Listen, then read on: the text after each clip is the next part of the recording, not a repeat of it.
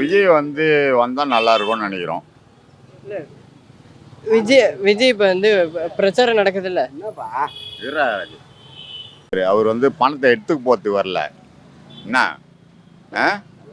அவர் நல்லது பண்ணுவார், அதனால் ஓட்டு போடுவாங்க. இப்போ 2027 அவருக்கு வரதுக்கு வாய்ப்பு இருக்கா? எப்படி பார்க்குறீங்க? மேக்சிமம் வந்து முதலமைச்சராக வர வாய்ப்பு கிடையாதுப்பா. எதிர்கட்சி தலைவராக தான் வர முடியும். ஏன் அப்படி சொல்கிறீங்க? இப்போ அவரே என்ன சொல்கிறாருன்னா, நான் ஆட்சிக்கு வந்துடுவேன்னு சொல்கிறாரு. அவர் சொல்லுவார். அது என்ன கேள்வினா, விஜயகாந்த் தான் எங்களுக்கு ரொம்ப பிடிக்கும். புரியுதுங்களா? விஜயகாந்த் வந்து திமுக கூட்டணி வச்சதுனால அது பாதி வாய்ப்பு அவங்க கிட்ட போயிடும். எதுக்குன்னா விஜய் வந்து கூட்டணி வைக்கக்கூடாது. அந்த ஓட்டு சதவீதம் எவ்வளோ வாங்குறாரோ அதை வச்சு தான் அவர் மெஜாரிட்டி காட்ட முடியும் அப்படின்றது எல்லாருக்குமே தெரியும். ஓட்டு போடுற எல்லாருக்குமே தெரியும். அதனால் கூட்டணி வைக்க முடியாது. ஓகேங்களா? அதே போல் முதலமைச்சர் வாய்ப்பு கிடையாது, எதிர்கட்சி தலைவராக வரலாம். ஆனால் இப்போ நாளைக்கு நடக்க போகிற நாளைக்கு வந்து ஒரு இடத்துல போய் பேச போகிறாரு. அந்த இடத்துல வந்து என்ன பண்ணுறாங்கன்னா, பொதுமக்களுக்கு சுற்றிலாம் வந்து ஷட்ரு அட்டாலாம் வச்சு கட்டுறாங்க. அது எப்படி பார்க்குறீங்க? யாருமே ரசிகர்கள், இப்போ அவங்களோட தொண்டர்கள் யாருமே வந்து அதில் ஏறக்கூடாது. ரசிகர்னு பார்க்கலப்பா. இப்போ உன் வயசில் தான் என் பிள்ளை இருக்கான்.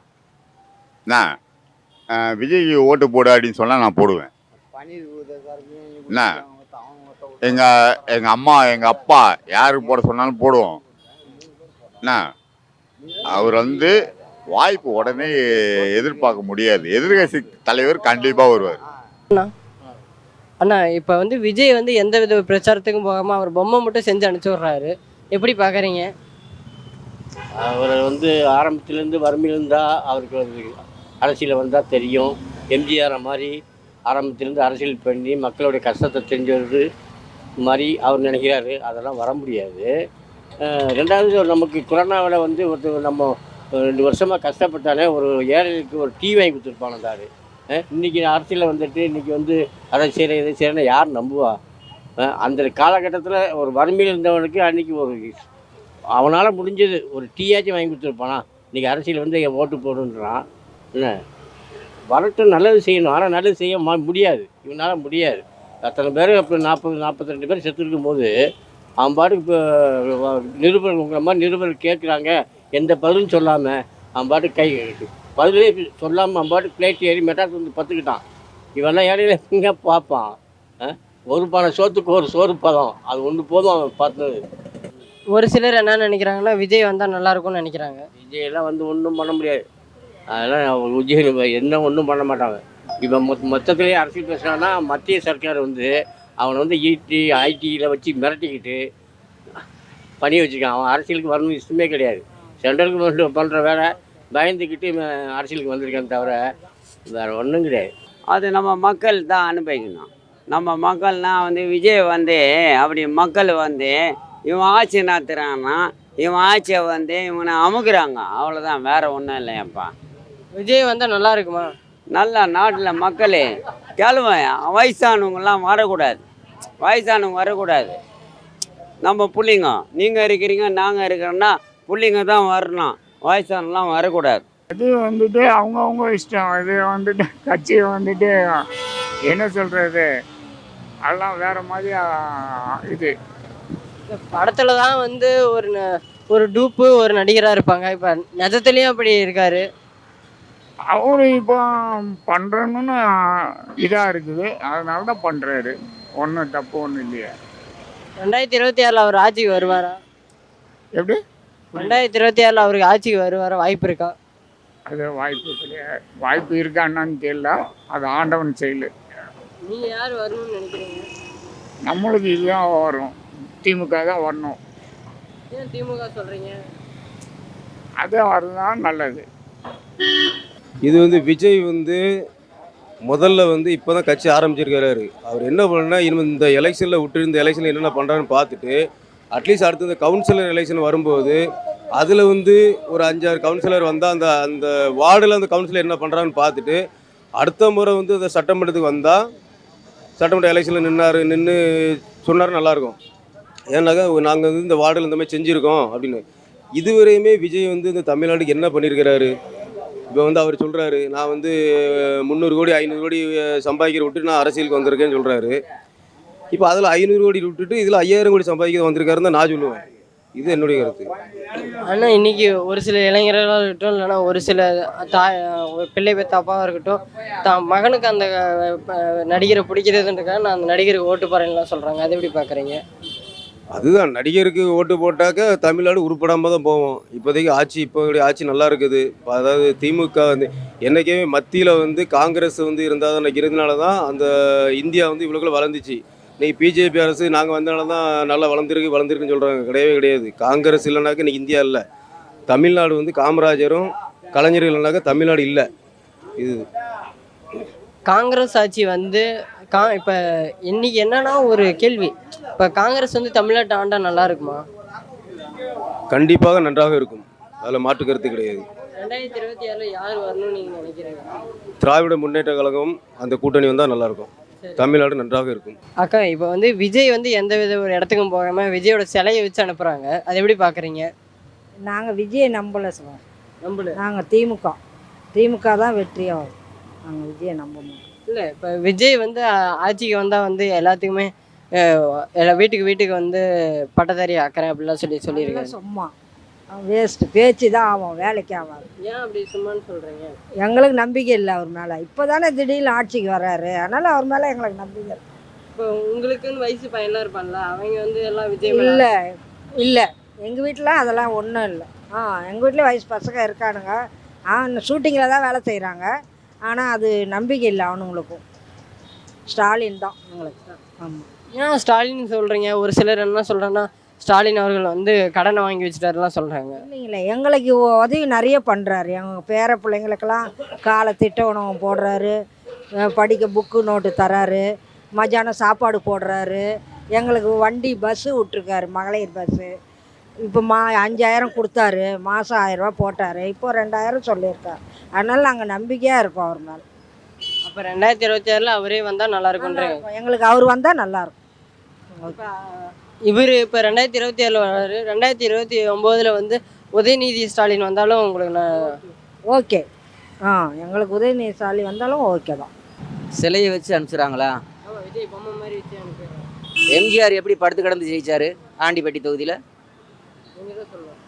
நீங்கள் தான் சொல்லணும். அவர் படுத்து கிடந்தே ஜெயிச்சார்ல. அதனால விஜய் வந்து அப்போ நாளைக்கு ஆட்சிக்கு வந்தாலுமே அவர் இல்லாமல் விஜயோட பொம்மையை வச்சுட்டு போனால் பரவாயில்லையா? பன்னீர்செல்வத்தை எப்படி பார்க்குறீங்க?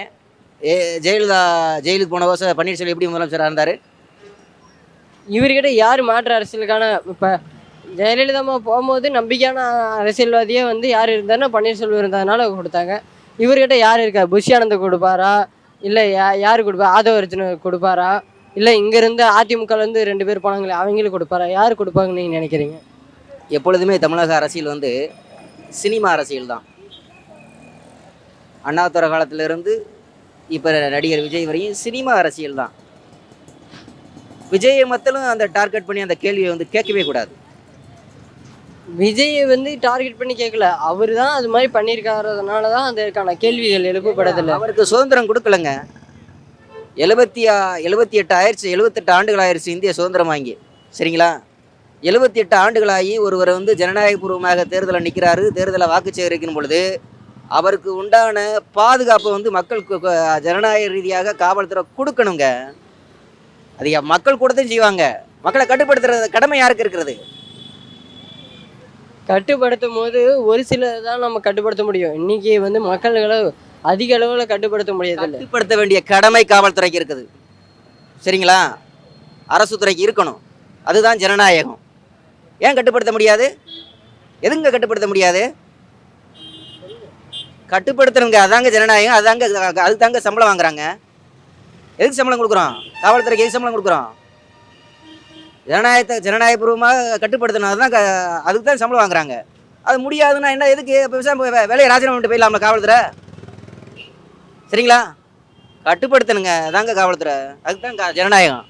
இன்னைக்கு வந்து விஜயோட ரசிகர்களாக இருக்கட்டும், தொண்டர்களாக இருக்கட்டும், நாளைக்கு நடக்க போகிற கூட்டத்தில் வந்து டிரான்ஸ்ஃபார்ம் சுற்றி அந்த இடத்த சுற்றி ஒரு அட்டையோ இல்லைன்னா ஒரு தகரத்தோ வச்சு எல்லாமே மூடப்படுது. அப்போ மூடப்படும் போது என்னன்னா எந்த வித ரசிகராக இருக்கட்டும் இல்லைன்னா தொண்டர்களாக இருக்கட்டும் எல்லாருமே வந்து அது மேலே ஏறக்கூடாதுன்னு சொல்லி தான் அது மாதிரி போடுறாங்க. அது எப்படி பார்க்குறீங்க? ஏறக்கூடாதுதான் சொல்லுவாங்க. அவங்களுடைய உயிர் அவங்களுக்கு, சரிங்களா? அவங்க அவங்க தன்னெழுச்சியாக போகிறாங்கங்க. ஒரு மாற்றத்தை விரும்புகிறாங்கங்க மக்கள் வந்து. 78 ஆண்டுகள் சுதந்திரம் வாங்கியும் இன்னியும் ஜாதி ரீதியான படுகொலைகள்.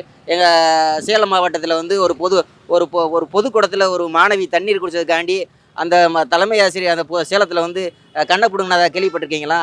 இப்போ பெண்கள் பாலியல் ரீதியான படுகொலைகள் எத்தனையோ நடந்துகிட்டு இருக்குது தெரியுங்களா? எத்தனையோ தென் மாவட்டங்களில் தொடர்ந்து ஜாதி ரீதியான ஆதிக்க மனப்பான்மையோட படுகொலைகள் எத்தனையோ நடந்துக்கிட்டு இருக்கு தெரியுமா? இதெல்லாம் ஏங்க முக்கியமாக இருக்கக்கூடிய அதிமுக திமுக இதெல்லாம் கண்டிச்சு ஏங்க இந்த சாதிய சிக்கலுக்கு ஏங்க இதுவரை தீர்வு காணல சொல்லுங்க? இதுக்கான தீர்வுகள் வந்து அந்தந்த இப்போ நீதிபதியை நாடினா அதுக்கான தீர்வு கிடைக்குங்க. எந்த நீதிபதி என்ன தீர்வு கிடைக்கும்? எந்த இப்போ பிசிஆர் சட்டத்தின் கீழே வந்து யாருக்கு தண்டனை வாங்கி கொடுத்துருக்காங்க சொல்லுங்கள்? பிசிஆர் சட்டத்தின் கீழே எதுக்காக தண்டனை யாருக்கா வாங்கி கொடுத்துருக்காங்களா? அந்த சட்டத்தின் மூலமாக ஏதாவது நடந்திருக்குதா சொல்லுங்கள்? ஏதாவது ஒரு இந்த இந்த இந்த இந்த சட்டத்தின் மூலம் இந்த மக்களுக்கு வந்து நாங்கள் சுதந்திரம் பெற்று கொடுத்துருக்கோம், பாதிக்கப்பட்ட மக்கள் குரலில் இருந்து ஏதாவது இருக்குதா? ஏதாவது ஒன்று சொல்லுங்கள். அவருடைய விருப்பம் அது. அவருக்கு வந்து பிடிச்சா போவார், பிடிக்கலான்னு நின்றுவார். அதனால் அது ஏன் போகலன்னு நம்ம சொல்ல முடியாது. ஆனால் அவருடைய விருப்பம். அவர் வந்து இப்போ நாளைக்கு வந்து ஒரு மக்களுக்கான தலைவராக தான் வரப்போகிறாரு. அப்படி தலைவராக வந்துட்டு நாளைக்கு வந்து ஒரு இடத்துல ஒரு தலைமை ஆசிரியர் உட்காராருன்னா அவர் இல்லாமல் இப்போ அந்த பொம்மையை வச்சுருந்தா பரவாயில்லையா? ஒன்றுமே பண்ண முடியாது. பொம்மையை வச்சுன்னு என்ன பண்ண முடியும்? பொம்மை வச்சுன்னு ஒன்றுமே பண்ண முடியாதுப்பா. ஈடுபாடு படணும், பொதுமக்கள் மத்தியில் வரணும், எல்லாருக்கும் நல்லது செய்யணும், எல்லாத்துலையும் ஈடுபாடு பண்ணால் தான் தலைவராக வர முடியும். சும்மா ஒரு வீட்டுக்குள்ளே இருந்தவனுக்கு பொம்மையை வச்சுருந்தாங்க யார் என்ன பண்ண முடியும்? ஒரு சிலர் என்ன நினைக்கிறாங்கன்னா அவர் படத்தில் தான் டூப்பு போட்டு நடித்தார், இப்போ நிஜத்துல வந்து 2 டூப்பாக என்ன பண்ணிட்டு இருக்காரு அப்படின்றாங்க. அது மாதிரி நடிக்கிறதுனால எந்த புண்ணியமும் கிடையாது. அவர் ரோட்டுக்கு வர வேண்டிய வேலையே கிடையாது. வீட்டுக்குள்ளே இருந்துட்டு போகலாம், எதுக்கு ரோட்டுக்கு வராரு? இன்றைக்கி வந்து இப்போ நீங்கள் இப்போ உங்களுக்கு கிட்டத்தட்ட ஒரு 70-80 வயசு இருக்கலாம். ஆனால் வந்து இப்போ உங்களுக்கு ஒரு மகனாக இருக்கட்டும், உங்கள் பேத்தியாக இருக்கட்டும், உங்கள் பேத்தியெல்லாம் சொல்லியிருப்பாங்க தாவைக்கு ஓட்டு போடுன்னு சொல்லியிருப்பாங்க. அது எப்படி பார்க்குறீங்க? அதாவது வந்து ஓட்டு போடுறது பிரச்சனை இல்லைப்பா. ஒரு பொது சேவைகளை வந்து எடுத்து செய்யணும், நல்லபடியாக பப்ளிக்கில் வந்து பப்ளிசிட்டி ஆகணும். அப்போ தான் வந்து எல்லாத்தையும் பண்ண முடியும். அவர் வீட்டுக்குள்ளே இருந்துக்கினே அவருக்கு ஓட்டு போடுங்க அப்படின்னாக்கா அது வந்து எந்த விதத்தில் ஏற்க முடியும்னு சொல்ல முடியாது. புரியுதுங்களா? எல்லாத்துலையும் ஈடுபாடு பண்ணணும். அப்போ தான் ஒரு தலைவரை ஏற்றுக்க முடியும்.